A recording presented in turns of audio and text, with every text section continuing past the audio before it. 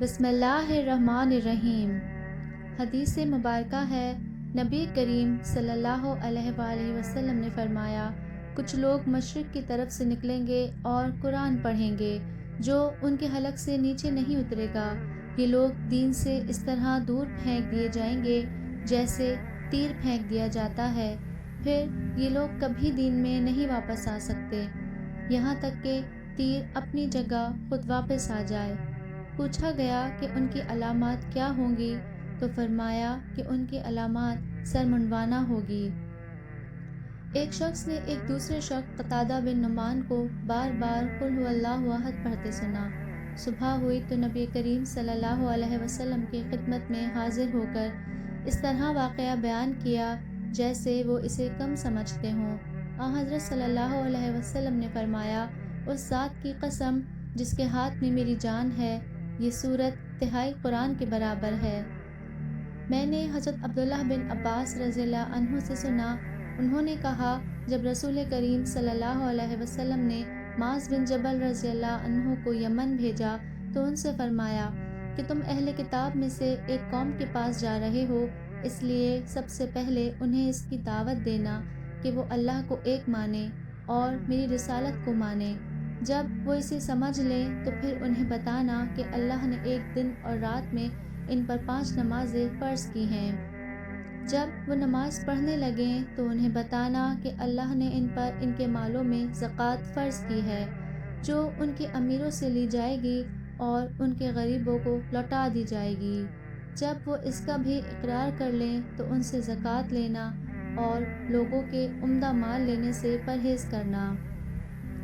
ہم رسول اللہ صلی اللہ علیہ وسلم کے پاس تھے کہ آپ کی ایک صاحبزادی حضرت زینب کے بھیجے ہوئے ایک شخص آپ کی خدمت میں حاضر ہوئے کہ ان کے لڑکے جاکنی میں مبتلا ہیں اور وہ حضور صلی اللہ علیہ وسلم کو بلا رہی ہیں۔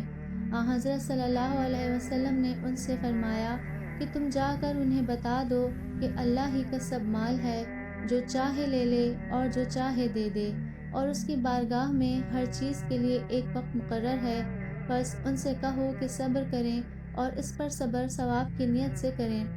صاحبزادی نے دوبارہ آپ صلی اللہ علیہ وسلم کو قسم دے کر کہلا بھیجا کہ آپ ضرور تشریف لائیں۔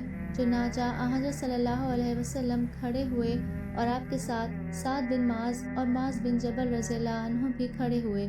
پھر جب آپ صاحبزادی کے گھر پہنچے تو بچہ آپ کو دیا گیا اور اس کی سانسیں اکھڑ رہی تھیں جیسے پرانے مشق کا حال ہوتا ہے۔ یہ دیکھ کر حضرت صلی اللہ علیہ وسلم کی آنکھوں میں آنسو بھر آئے۔ اس پر سعد رضی اللہ عنہ نے کہا، یا رسول اللہ، یہ کیا ہے؟ حضرت صلی اللہ علیہ وسلم نے فرمایا کہ یہ رحمت ہے جو اللہ تعالیٰ نے اپنے بندوں کے دلوں میں رکھی ہے، اور اللہ بھی اپنے انہی بندوں پر رحم کرتا ہے جو رحم دل ہوتے ہیں۔ رسول اللہ صلی اللہ علیہ وسلم نے فرمایا، ایک شخص راستے میں چل رہا تھا کہ اسے شدت کی پیاس لگی۔ اسے ایک کنواں ملا اور اس نے اس میں اتر کر پانی پیا۔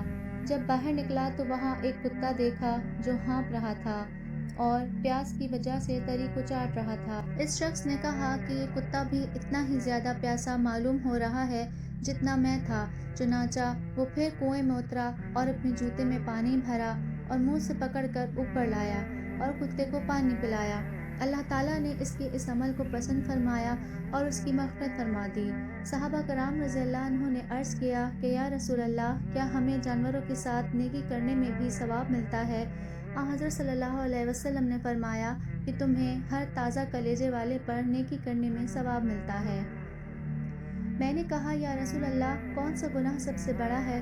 فرمایا، یہ کہ تم اللہ تعالیٰ کا کسی کو شریک بناؤ حالانکہ اسی نے تمہیں پیدا کیا ہے۔ انہوں نے کہا، پھر اس کے بعد؟ فرمایا، یہ کہ تم اپنے لڑکے کو اس خوف سے قتل کرو کہ اگر زندہ رہا تو تمہاری روزی میں شریک ہوگا۔ انہوں نے کہا، اس کے بعد؟ حضرت صلی اللہ علیہ وسلم نے فرمایا، یہ کہ تم اپنے پڑوسی کی بیوی سے زنا کرو۔ چنانچہ اللہ تعالیٰ نے بھی حضرت صلی اللہ علیہ وسلم کے اس ارشاد کی تائید کی کہ اور وہ لوگ جو اللہ کے سوا کسی دوسرے معبود کو نہیں پکارتے، اور نہ وہ ناحق کسی کو قتل کرتے ہیں اور نہ وہ زنا کرتے ہیں۔ رسول کریم صلی اللہ علیہ وسلم نے فرمایا، ایک مسلمان دوسرے مسلمان کا بھائی ہے، بس اس پر وہ ظلم نہ کرے اور نہ ظلم ہونے دے۔ جو شخص اپنے بھائی کی ضرورت پوری کرے، اللہ تعالیٰ اس کی ضرورت پوری کرے گا۔ جو شخص کسی مسلمان کی ایک مصیبت کو دور کرے، اللہ تعالیٰ اس کی قیامت کی مصیبتوں میں سے ایک بڑی مصیبت کو دور فرمائے گا۔ اور جو شخص کسی مسلمان کے عیب کو چھپائے، اللہ تعالیٰ قیامت میں اس کے عیب چھپائے گا۔ ہم نبی کریم صلی اللہ علیہ وسلم کے ساتھ رمضان کے دوسرے عشرے میں اعتکاف میں بیٹھے۔ پھر 20 تاریخ کی صبح کو آن حضرت صلی اللہ علیہ وسلم اعتکاف سے نکلے اور ہمیں خطبہ دیا۔ آپ صلی اللہ علیہ وسلم نے فرمایا کہ مجھے لیلۃ القدر دکھائی گئی لیکن بھلا دی گئی۔ کیا آپ نے یہ فرمایا کہ میں خود بھول گیا؟ اس لیے تم اسے آخری عشرے کی طاق راتوں میں تلاش کرو۔ میں نے یہ بھی دیکھا ہے خواب میں کہ گویا میں کیچڑ میں سجدہ کر رہا ہوں، اس لیے جس نے میرے ساتھ اعتکاف کیا ہو وہ پھر لوٹ آئے اور اعتکاف میں بیٹھے۔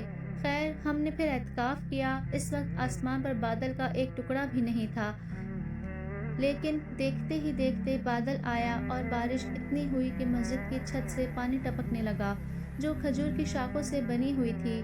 پھر نماز کی تکبیر ہوئی تو میں نے دیکھا کہ رسول اللہ صلی اللہ علیہ وسلم کیچڑ میں سجدہ کر رہے تھے، یہاں تک کہ کیچڑ کا نشان میں نے آپ صلی اللہ علیہ وسلم کی پیشانی پر دیکھا۔